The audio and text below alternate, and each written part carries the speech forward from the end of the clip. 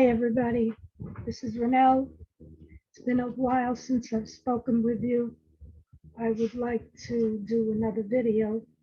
So many of you watch the others. I can't believe how many people have gotten interested in this case.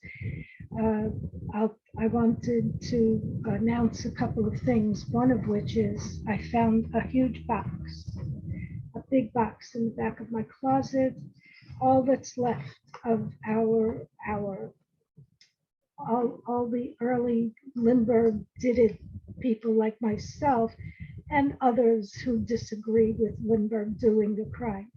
Doesn't matter what you believe, I don't care. As long as you're thinking about it, that's wonderful. I took it up as a hobby in 1994 after reading this book.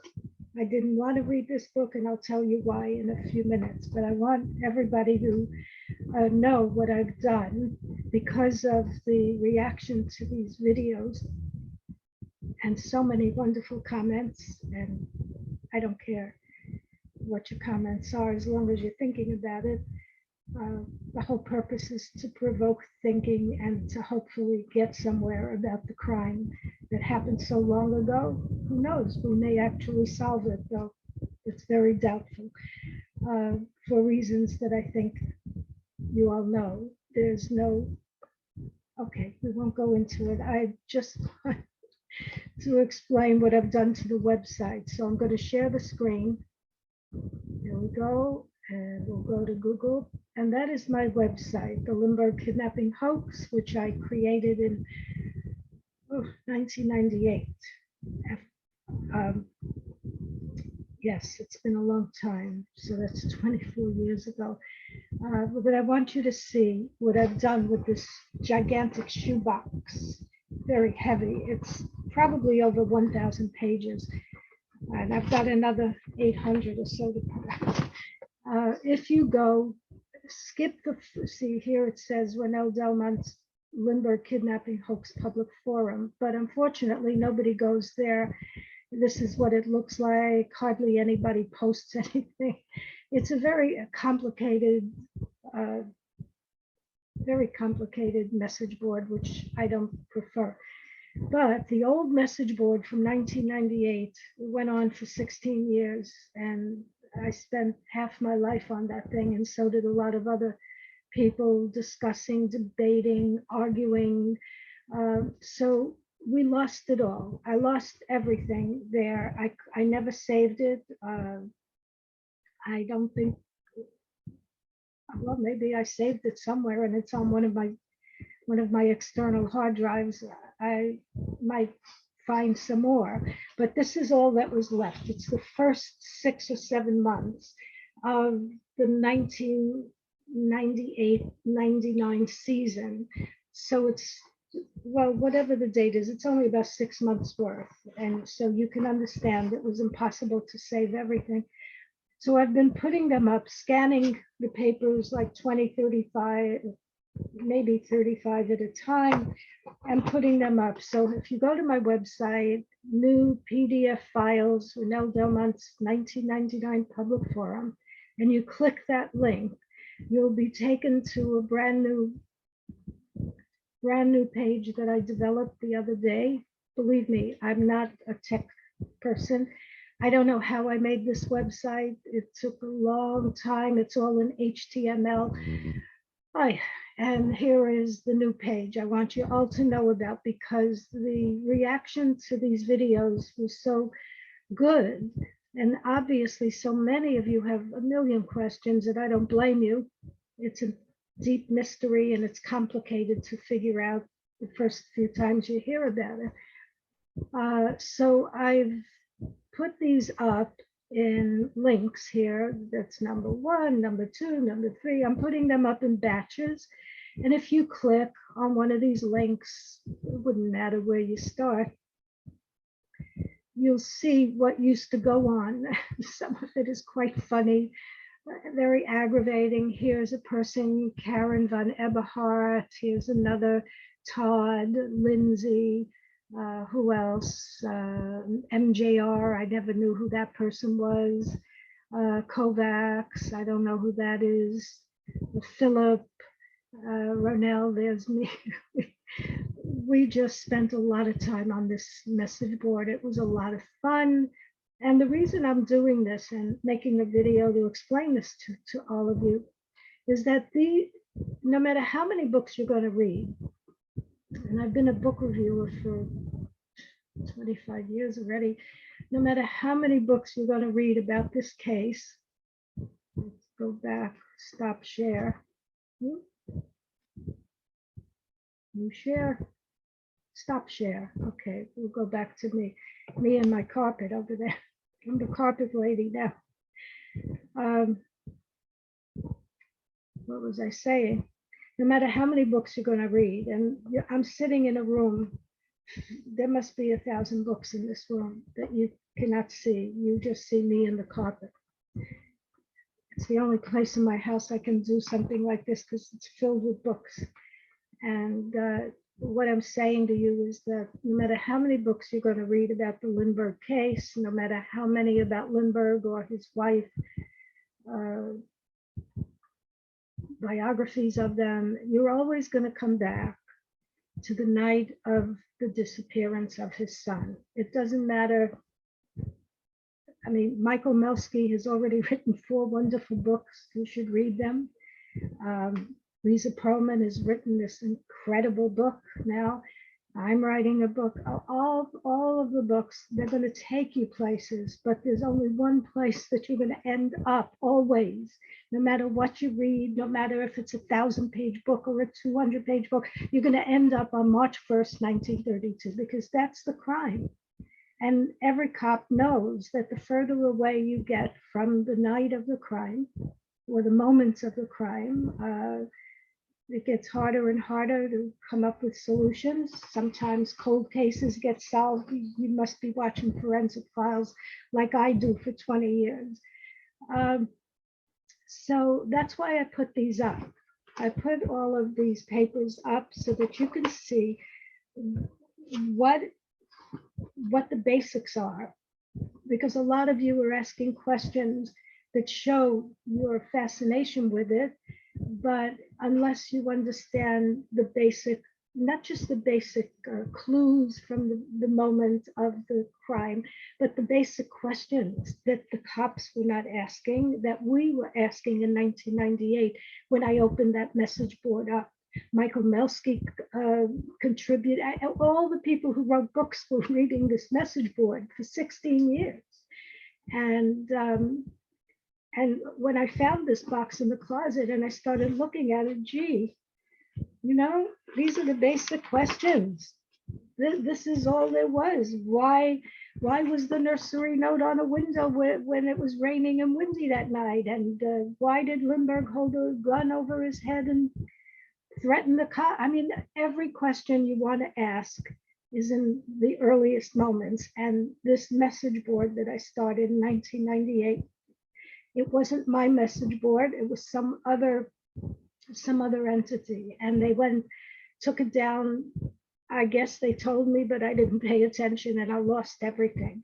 So all I've got is about 1,000 pages of the first 6 to 8 months, and I'm still in the process of putting it up. So I hope you all enjoy it, because reading some of them brings back a lot of memories for me, because all these people knew each other wherever they were living across the country, and some in Europe.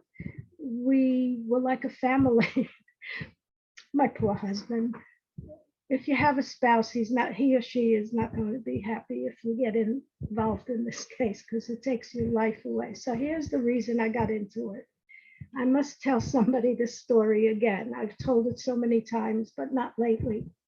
But I was a social director with my husband in North Carolina at a little hotel for the summers. We used to go up there and run a small hotel, sort of like, what's that, Dirty Dancing movie, you know, like a little 3-story hotel for the summer, because it gets hot as hell here in Palm Beach, in Florida, in the 3 counties. It gets hot in Florida. So people go up to North Carolina to cool off. And I had to do I'm a book reviewer. That's what I've been doing since I graduated FIU with a degree in international relations in 1996. I had been working at Pan Am as a reservation agent. When they went out of business, I went back to college and started making a living, traveling thousands of miles a month through three counties, Dade, Broward, and Palm Beach. And that's what I was doing. So at the hotel in the summer, I would do the current events.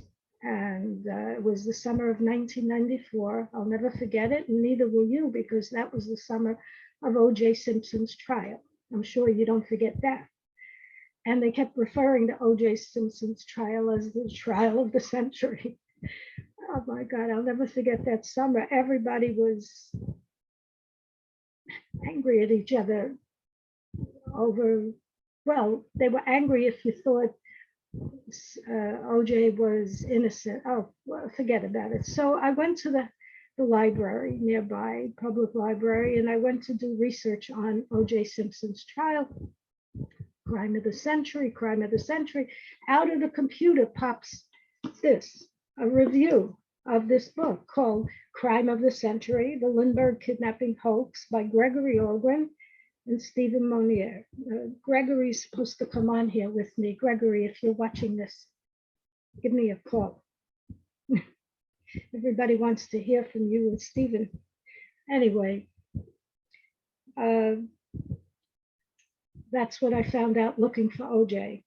I was blown away. The review that came out of the computer of this book blew me away. What did I just tell you? I was a Pan Am reservation agent in Miami Airport.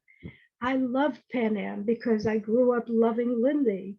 I wanted to fly, and boy, I flew. Yeah, Pan Am was great, but I also flew around in these little 1930s open cockpit airplanes just for the fun of it. And okay, so when I read that this book claims that Lindbergh killed his child and that Hauptmann was innocent, well, the Hauptmann innocent part, I was okay with that, because for many years in Greenwich Village, before I came to Florida, I had an antique shop on McDougal and Bleecker Streets. And one of my closest, dearest friends was Taka Nakano, a Japanese American. She was born in Los Angeles, but was put into Manzanar anyway. You know, that's saga, the awful stain on American history.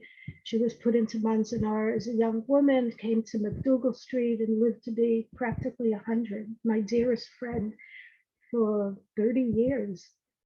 And over the course of 30 years, Taka, she used to call herself Taka Meshuggah, which in Yiddish means a little bit crazy. And Taka, she was such a dear person, but she used to repeat herself all the time about a guy named Rudy Oldinger. Rudy Oldinger told me that Hauptmann was innocent. I heard this for years. So from my friend Taka Nakano, I knew there was something wrong with Hauptmann's trial. I didn't know what. I wasn't interested. Otherwise, I would have asked her a million questions. And boy, am I sorry now. And wait, you're going to hear how sorry I'm really going to be, because I don't know how to ask the right questions when I don't know that I should be asking questions.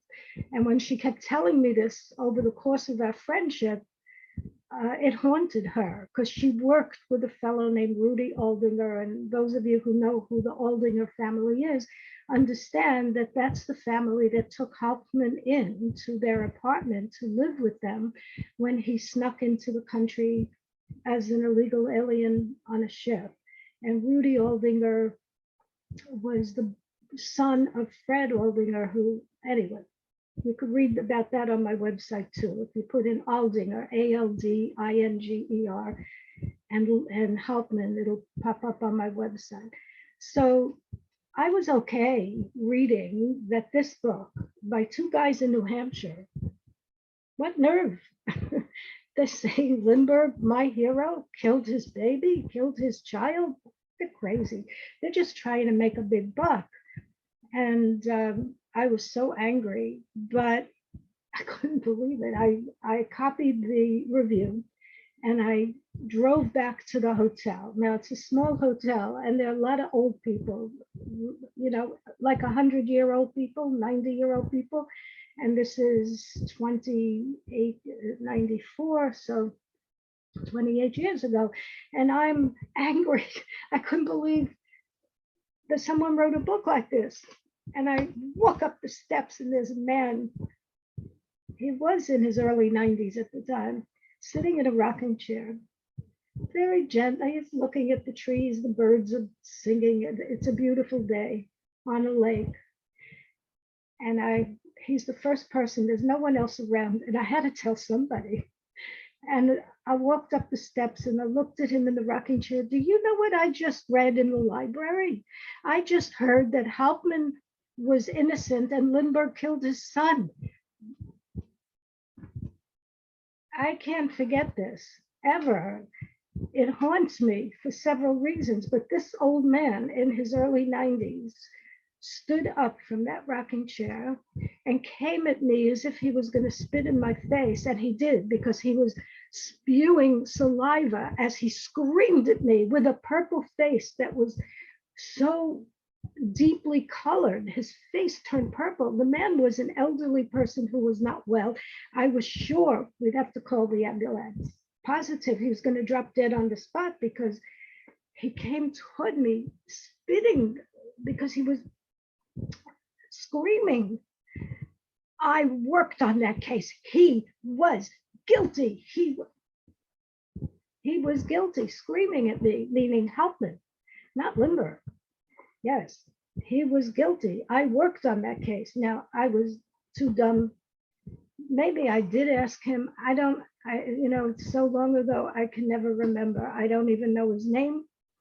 I kick myself every time I think about it, and I shouldn't be admitting all of this to you, because I can't write about it, and I can't know who he was.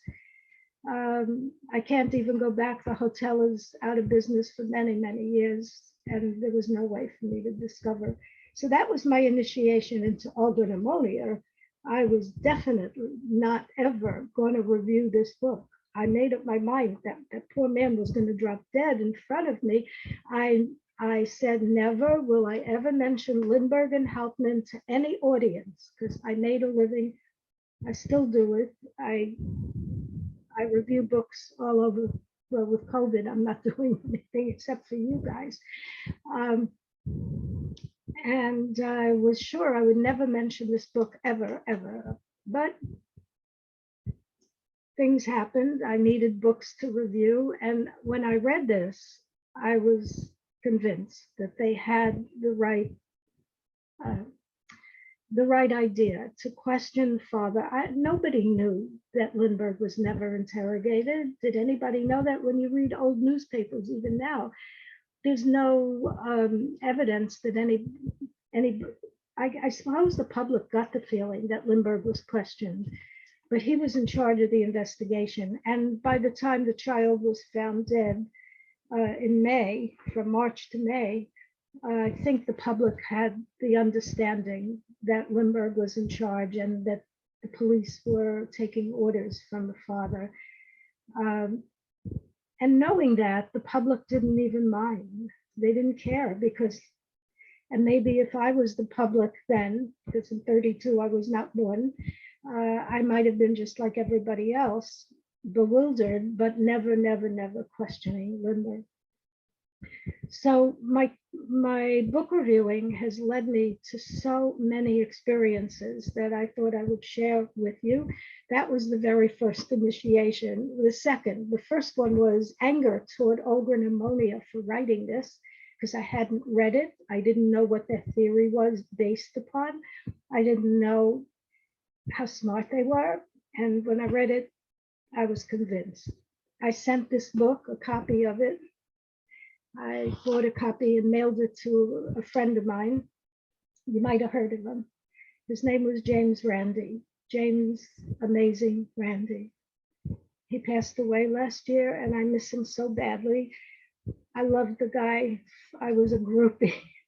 in his foundation, James the Amazing Randi, thought that this book was worthy of being read. And he told me, yes, Lindbergh could have done what they say. But I've changed my mind. You'll find out in my own book. But Lindbergh, in Algren and Monier, and I wish they could come and talk with me so they can explain how they arrived at all of this. They believed that because he was a prankster, he was committing a prank that went wrong. Baby was killed in some accidental operation of his prank. And in order to cover up his stupidity, he made up a kidnapping to convince his wife that the baby was kidnapped. Okay, so you can read Algren and Monier and Michael Melsky and Lisa Perlman and find out for yourself what you think. I don't expect people to just believe me, but I'm just saying that I believe most of what they've written. Originally, I believed everything, but then after years of reading and doing my own research, I've made up my own theory. Okay, so as I went around Florida, and as I say, Dade County, Broward County, Dade is Miami, and Broward is Fort Lauderdale, Palm Beach is Palm Beach. And I go everywhere. And I've done thousands of book reviews in person. Since COVID, it's all on this stupid screen. And I wish I could be with live people again. It was so nice because there's a give and take. And here I'm talking to myself. So just let me explain the kinds of people that I would meet. Here in Florida, we have a very elderly, as you know, it's known for retirees. They come down here to play golf. I never played golf in my life. I never sat by a pool with a martini. I don't play mahjong. All I do is work, go to school and work. And, but I love my work. And wherever I went, because of the age group of the people that I speak to, I guess from the mid to late 40s to 104. I don't think I've had anybody in my audience older than 104, but it's very common here to meet people over 100 all day long. You can do that. Just go from one luxury retirement community to another, and they're all there. So here's what happened. Start with Miami Beach. I started out, I think it was the Crown Hotel where I was, or the Saxony Hotel, whatever. On Miami Beach, people come for the winter, their winter. And I had just gotten finished reviewing Algren and Monier's book. So it was around 1998, somewhere around that period. And a fellow comes up to me at the end. He wouldn't tell me his name. He never did tell me his name. He was in construction, a young fellow in his young, compared to the audience, he was like in his 50s. And he didn't want anybody to hear what he was saying to me. And he was very quiet about it. But he comes up and he says, you know, I renovated Evander Childs High School in the Bronx. I'm in construction, doing this from memory, but he did say he was in construction, and it was Evander Childs. If you're a New Yorker, you've probably heard of that high school. It's in the Bronx. And during the reconstruction and the renovation of that high school, when they went into the principal's office, they found a safe, an old antique safe. And when they opened it, there was Lindbergh ransom money in the safe. Yep. That's all he said. Walked away. I don't know if he was pulling my leg. It could have been. But on the other hand, who knows? Jaffe was a principal of a school. He was not in Evander Childs High School, but who knows? It's another, can I use a French word? Mishigas, crazy. A crazy thing about this case. You hear things all the time. And if you've been going around 3 counties with old people in your audience, like I've been doing since when Pan Am went out of business, I started doing these book reviews. So it's a very long time. I meet everybody. And in fact, if you have a retired grandmother living here, they probably know me. Uh, okay, so that was the Evan DeChilds construction worker guy. I've never been able to hunt down whether that was true or not. I've told it to people on the Bronx tour of Richard Sloan's wonderful tours, and nobody ever came back with any information. The next experience I was in, this was in Margate or Coconut Creek. Again, very upscale retirement community. The man, excuse me, the man was in his mid-90s and his name was Bass, B-A-S-S. I wrote it down somewhere. I got it. He and his father would go to Condon's, I think he said garage or his home, wherever it was, the Jaffe. I know Jaffe. You don't know who Jaffe is, maybe. It's John Francis Condon, JFC were his initials. And that became his logo, his whatever you want to call it, his secret name for the ads that they put in the newspapers to get the child back. And Jaffe sold violins. He collected them and sold them, and he had a little shop on City Island. But Mr. Bass, who could barely walk, he was quite old, and he couldn't wait to come up at the end of my book review of Crime of the Century and tell me that he sat on Condon's lap every Sunday, every weekend. I don't remember if it was a Saturday or a Sunday, but it was weekends when he was a child and his father made violins, and he would go every weekend to Jaffe's violin collection, and he would sit on Jaffe's lap. Stupid me never bothered to think, well, what did he do? Did he touch you inappropriately? Now I would have asked the question like that, but back then I was much too new at this game. So that was, yes, and Mr. Bass told me another thing. His name was spelled B-A-S-S. He told me something else, that Jaffe had a girlfriend. So that was interesting. Nobody's ever seen Jaffe's wife. She's like Columbo's wife. There's somebody who exists in cyberspace somewhere. And then I had an extraordinary experience in Palm Beach with the son of the detective who was in charge of the Fish family when they were brought to America for the trial. Isidore's family came over. Unfortunately, they never stayed, because if they had, they wouldn't have died in Auschwitz. They all went back to die in Hitler's Germany. But the guy who came up to me in such anger after I did it again, remember I said I was never going to talk about this book because that man turned purple, and luckily he didn't die. I would have felt responsible, but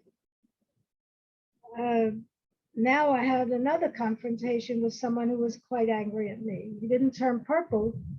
Very tall gentleman, must have been 6'3" or 4", was a doctor. The son, Mr. Lee, Detective Leaf, had a pair of twin boys, and they both became doctors. And one of them was a resident of this Palm Beach community, not a retirement home, but a condominium.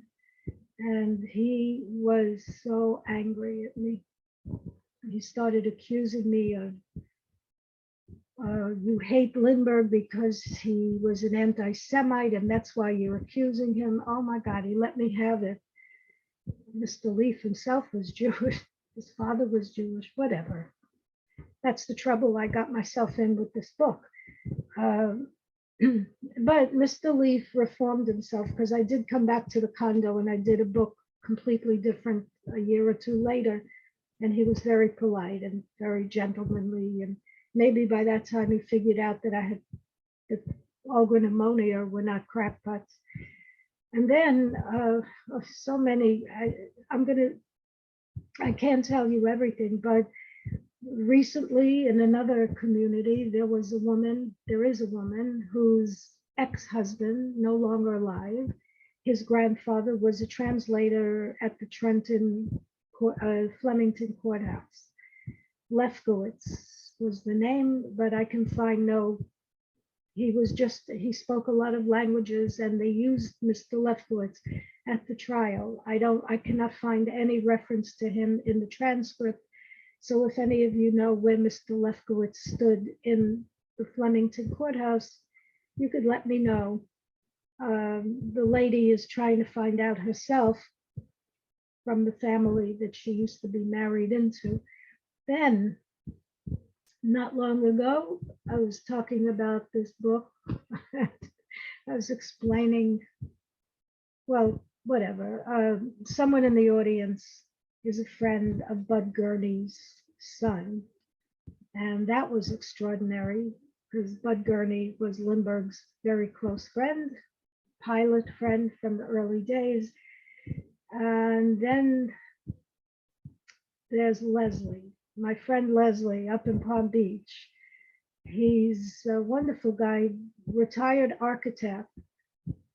And this is, I started this video clip explaining what it's like to be interested in the Lindbergh case and how crazy we all were. 1,000 pages is only 6 months worth of debating. Well, I could not believe I was giving a book review. Oh, it was on this. I was doing Lindbergh again. And this man, Leslie, the retired architect, told the audience that in the 1960s, he and a handful of his friends who disagreed on the Hauptmann trial and on the Lindbergh kidnapping. We're talking the 60s. Anthony Scaduto hadn't even written his book yet. Scaduto is credited with starting the whole interest in reinvestigating this case. That was written in 1976, and Anna Hauptmann brought her lawsuit in around 1980 something. But this Mr. Leslie, the architect,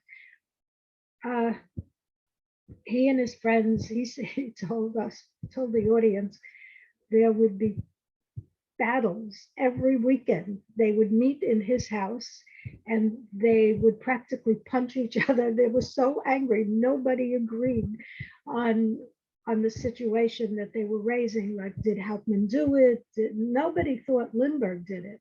That was too early. But the question was, did the state of New Jersey put an innocent man to death in the electric chair? And I could not believe that there was anybody before all of us. I keep thinking that because my website started all of this, it was I took it from a high school girl who started it with a couple of pages. She sent me the discs. Her name, Tanya Gensemer in Pennsylvania. She was being threatened. She took the website down and I told her, don't take it down, don't take it down. And she did. And one day I got in the mail all of her hard discs. Remember those they weren't floppy, they were hard diskettes. And that's how I created this website. It was 1998. Nobody was talking about Lindbergh or Hauptmann, and it just blew into this great interest. It's not like OJ or JFK. Oh, there's nothing like JFK. That's an extraordinary, terrible case, JFK. President was killed. Oh, well, anyway, what was I saying? That my website started a lot of interest in it, and the message board was going day and night, day and night. And all I've got is 1,000 pages. So read them and you'll see why I say everything ends at the beginning. Doesn't matter how many books. Read all of Melsky's 4 Dark Corners book. He's written 4 wonderful books. He's got all the documents there from the archive. read Lisa Perlman's book, Ogren and Moni Urbane. I'm going to do, I promise, I'm going to do a slideshow with all the books. You won't believe how many books there are. Yeah, so I think you had enough, and I'll tell more stories some other time. And I hope you're all well. It's freezing here. It's 40 degrees in Florida, so don't come down for a vacation. Stay where you are with the snow. All right, everybody, be well. Bye.